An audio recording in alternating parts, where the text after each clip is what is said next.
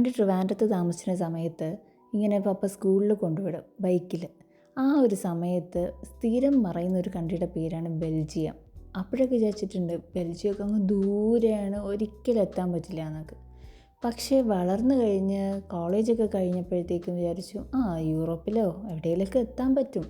പക്ഷേ എന്നാലും ഇങ്ങനെ ഓരോ കൺട്രിയിലൊക്കെ പോകുമെന്ന് പറഞ്ഞാൽ ഭയങ്കര കാശ് വിലയുള്ള പരിപാടിയല്ലേ എന്ന്. പക്ഷേ ജർമ്മനിയിലെത്തിയപ്പോൾ മനസ്സിലായി, ഫ്ലെക്സ് ബസ് ഉണ്ടെങ്കിൽ എത്രയെങ്കിലും നേരത്തെ ബുക്ക് ചെയ്ത് കഴിഞ്ഞാൽ നമുക്ക് ഇഷ്ടമുള്ള സ്ഥലത്ത് റേറ്റ് കുറഞ്ഞെത്താം.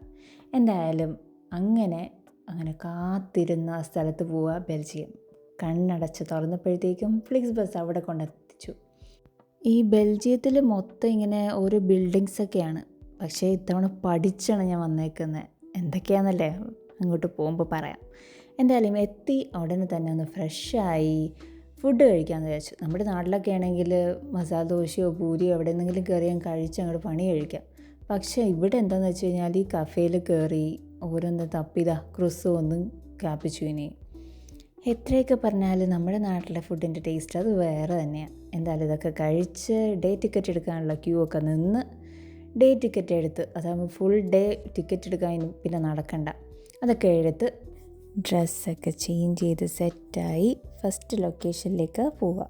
എവിടെയാണെന്നല്ലേ, 60,000 പ്ലാന്റ്സും ഐഫിൽ ടവറും ഒറിജിനലിനെ വെല്ലുന്ന മിനിയേച്ചർ ട്രെയിൻസും എല്ലാം കൂടെയുള്ള ഒരു അടിപൊളി സ്ഥലം, മിനി യൂറോപ്പ്.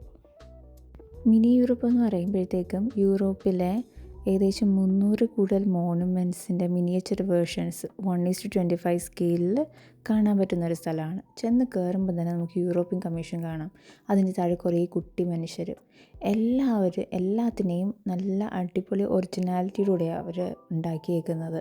അതുമല്ല ജസ്റ്റ് ഒരു മ്യൂസിയം പോലെ നമുക്ക് കയറി കണ്ടിറങ്ങുന്നൊരു ഫീലല്ല, നമുക്ക് ഇൻട്രാക്ട് ചെയ്യാനും പറ്റും. അതായത് കുറേ ഇൻട്രാക്റ്റീവ് ഫീച്ചേഴ്സ് അവിടെയുണ്ട്. ഫോർ എക്സാമ്പിൾ, ഇപ്പോൾ നിങ്ങൾ ഈ കാണുന്ന വിൻമിൽസ്, അവിടെ ഒരു വീല് പോലെ സംഭവം വെച്ച് കറക്കി കഴിഞ്ഞാൽ അത് കറങ്ങും.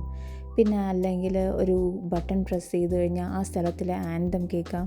അങ്ങനെ ഒത്തിരി രീതിയിലുള്ള ഇൻട്രാക്ഷൻസും ഉണ്ട്.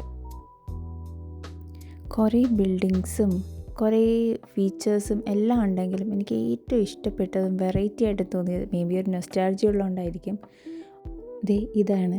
പണ്ടത്തെ നമ്മുടെ സൂപ്പർ മാരിയോയിലെ പ്രിൻസസിനെ രക്ഷപ്പെടുത്താൻ പോകുമ്പോൾ ഡ്രാഗൺ തീർത്തുമില്ലേ, അതേമാതിരി സംഭവം. ഇത് ശരിക്കും പറഞ്ഞാൽ ഞാൻ എക്സ്പെക്റ്റ് ചെയ്തിട്ടുണ്ടായിരുന്നില്ല. അവിടെ ചെന്നൊരു കുട്ടി ഇത് കളിച്ച് നിൽക്കുന്ന കണ്ടപ്പോഴാണ് ഞാനത് ശ്രദ്ധിച്ചത്. അങ്ങനെയെല്ലാം വെറൈറ്റിയോടുകൂടി ഒത്തിരി സാധനങ്ങൾ അവിടെ ഉണ്ട്. കുഞ്ഞുങ്ങളെയും കൊണ്ട് പോയി കഴിഞ്ഞാൽ അവർക്ക് നന്നായിട്ട് എൻജോയ് ചെയ്യാൻ പറ്റും.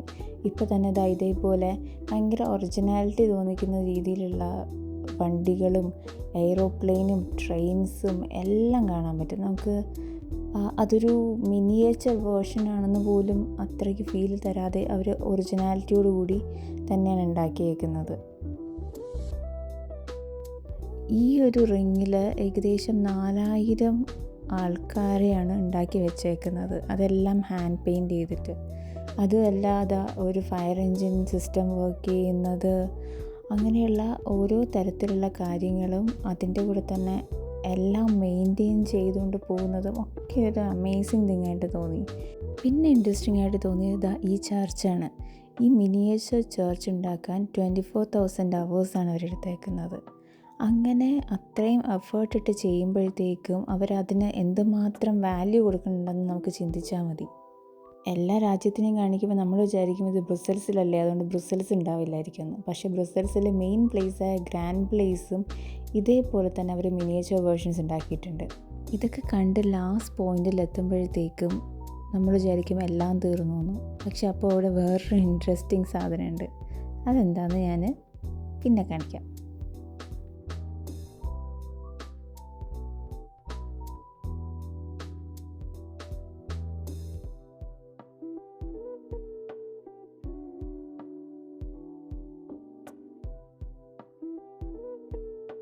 ഇതാണ് ഞാൻ പറഞ്ഞ ഇൻട്രസ്റ്റിംഗ് സംഭവം. അവിടെ ഒരു മെസ്സേജ് നമുക്ക് എഴുതിയിടാൻ പറ്റും. അപ്പോൾ ഈ ടോർട്ടോയ്സ് നിന്നിട്ട് ആ ഒരു മെസ്സേജ് അവരുടെ കയ്യിൽ മേടിച്ച് അവിടെ കൊണ്ടുപോയി സ്റ്റിക്ക് ചെയ്യുന്നത് പോലെ കാണിക്കും. എനിക്കാണെങ്കിൽ നല്ല ക്യൂട്ടായിട്ട് തോന്നി.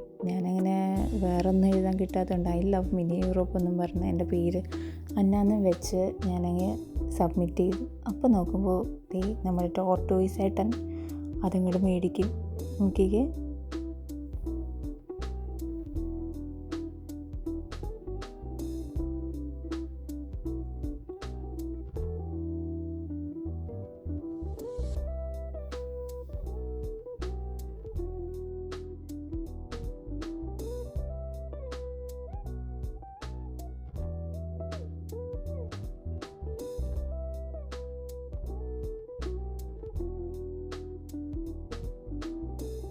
അത് കഴിഞ്ഞ് നേരെ പോയത് അവിടെ തൊട്ടടുത്തുള്ള അറ്റോമിയത്തിലാണ്. അവിടെ ഉള്ളിൽ കയറാൻ ആദ്യം പ്ലാനൊക്കെ ഉണ്ടായിരുന്നെങ്കിലും പിന്നെ വിചാരിച്ചു വേണ്ട, ഇത് പുറത്തുനിന്ന് കാണാനായിരിക്കും ഭംഗി. മേളിൽ നോക്കുമ്പോൾ ഒരു സിറ്റി വ്യൂ ഒക്കെ കാണാം, പക്ഷെ എന്നാലും പുറത്ത് ഒന്ന് റൗണ്ട് അടിച്ചിട്ട് പോകാമെന്ന് കരുതി.